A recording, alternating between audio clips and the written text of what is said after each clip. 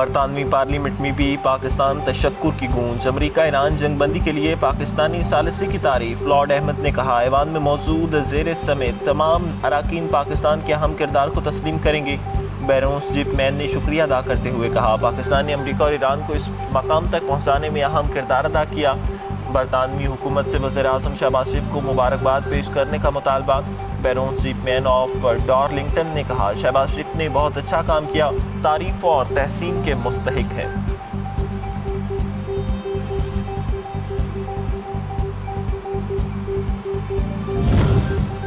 قطر کا ایران کی تعمیر نو کے لیے $300 ارب کے فنڈ سے لاتعلقی کا اظہار۔ قطری وزیر خارجہ کے ترجمان ماجد الانصاری نے کہا کہ ایران کی تعمیر نو کے $300 ارب منصوبے میں کوئی رقم مختص نہیں۔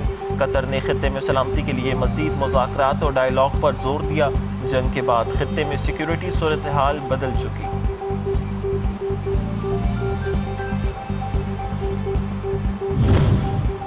ایران نے امریکہ کو اپنی شرائط پر مذاکرات کی ٹیبل پر آنے پر مجبور کیا۔ ایرانی پارلیمنٹ کی قومی سلامتی کمیٹی کے سربراہ ابراہیم عزیزی کا کہنا ہے ایران کے خلاف یک طرفہ فیصلے مسلط کرنے کا دور ختم ہو چکا۔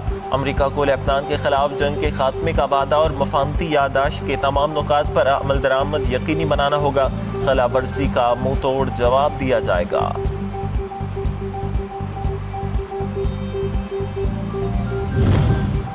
ایم او یو میں واضح کہا ایران کے پاس جوہری ہتھیار نہیں ہوگا۔ توقع ہے کہ ایران ڈیل کا دوسرا مرحلہ جلد شروع ہو جائے گا۔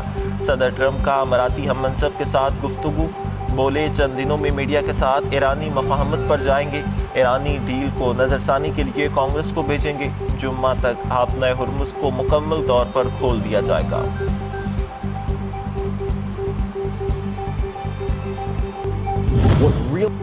امریکہ ایران مفاہمت کی یادداشت 1.5 صفحے پر مشتمل عام سی دستاویز ہے۔ امریکی صدر جے ڈی وینس کہتے ہیں کہ معاہدے کی تفصیلات مزید بات چیت کے دوران طے کی جائیں گی۔ ایران کو $24 ارب کے منجمد اثاثے جاری کرنا مسودے میں شامل نہیں۔ ایران کو تعمیر نو کے لیے $300 ارب کچھ شرائط کے ساتھ مل سکتے ہیں جو خلیجی اتحادی ملک دیں گے۔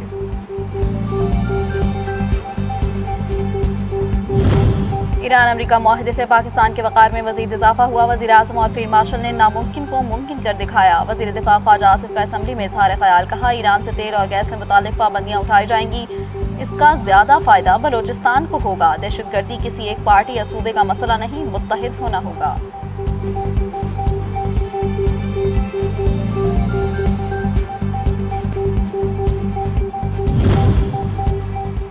ہمیں خوشی ہے کہ پاکستان نے ایران امریکہ کے مابین ثالثی میں تاریخی کردار ادا کیا۔ امن معاہدے سے مشرق وسطیٰ میں امن آئے گا، ملک میں سیاسی استحکام کے ساتھ معاشی استحکام آئے گا اور دفاع مضبوط ہوگا۔ Chairman P T I barrister Gohar کی میڈیا ٹاک، کہا وزیر اعظم کی مذاکرات کی پیشکش خوشائند ہے۔ ہمیں جمہوریت، آئین، معیشت کی بحالی، عوام کے حقوق کے لیے بھی ایک معاہدہ کرنا چاہیے۔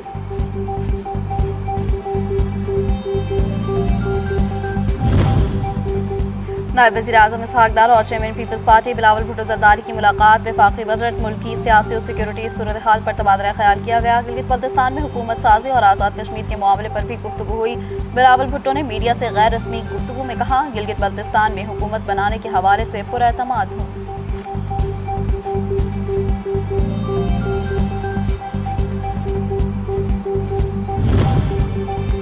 وفاقی وزیر داخلہ محسن نقوی کی جماعت اسلامی کے مرکز منصورہ کا دورہ، امیر حافظ نعیم الرحمان سے ملاقات کی۔ ملک کی مجموعی سیاسی، معاشی اور امن و امان کی صورتحال پر تفصیلی تبادلہ خیال کیا۔ دونوں رہنماؤں نے ایران امریکہ مفاہمت کو خطے کے استحکام و امن کے لیے خوش آئند قرار دیا۔ ملاقات میں ملکی معیشت کی بہتری اور عوام کو ریلیف فراہم کرنے پر تفصیلی گفتگو۔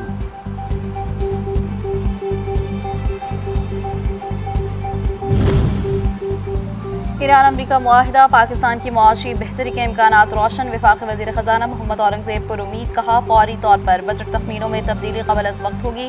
حکومت مالیاتی استحکام کے لیے ٹیکس ریونیو میں اضافہ، قرضوں کے ڈھانچے میں اصلاحات اور معاشی نظم و ضبط پر عمل پیرا ہے۔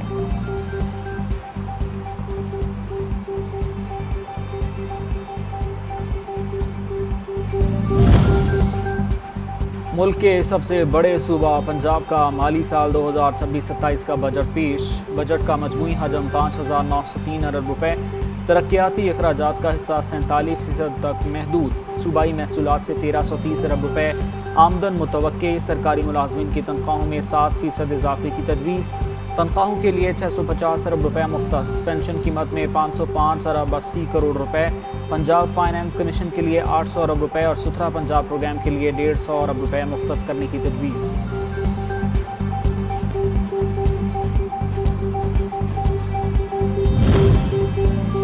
وزیر خزانہ پنجاب میاں مجتبیٰ شجاع الرحمان بجٹ تقریر، اپوزیشن کا شور شرابہ، بجٹ کی کاپیز پھاڑ دی، اسپیکر ڈائز کے سامنے نعرے بازی، پلے کارڈز لہراتے رہے، اسپیکر بار بار خاموش رہنے کی تلقین کرتے رہے لیکن اپوزیشن کا احتجاج جاری رہا۔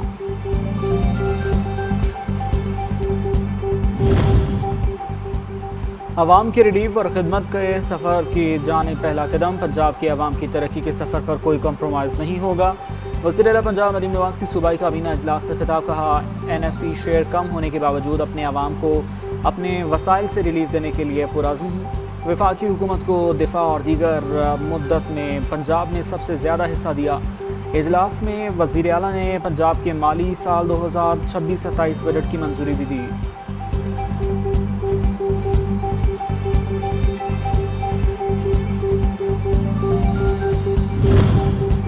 جنوبی پنجاب کارڈ کھیل کر سیاست چمکانے کی کوشش نہ کی جائے، مخالفین کی سیاسی بلیک میلنگ کامیاب نہیں ہوگی، وزیر اطلاعات پنجاب عظمہ بخاری کی جعلی علی موسیٰ گیلانی پر تنقید کی بوچھاڑ، کہتی ہیں اپنی ڈوبتی سیاست بچانے کے لیے جنوبی پنجاب کا جھوٹا کارڈ نہ کھیلیں۔ وزیر اعلیٰ مریم نواز نے اپنے ہر ترقیاتی منصوبے میں جنوبی پنجاب کو ترجیح دی ہے۔ اور فیفا ورلڈ کپ میں ناروے نے عراق کو 1 کے مقابلے میں 4 گول سے شکست دے دی، فرانس نے سنگیال کو 3 کے مقابلے میں 1 گول سے ہرایا، ارجنٹینا اور الجزیرہ کو 3 کے مقابلے میں 0 گول سے پچھاڑا۔ امباپے فرانس کی جانب سے سب سے زیادہ گول کرنے والے کھلاڑی بن گئے۔ ٹیونس نے پہلے میچ میں شکست کے بعد کوچ کو برطرف کر دیا۔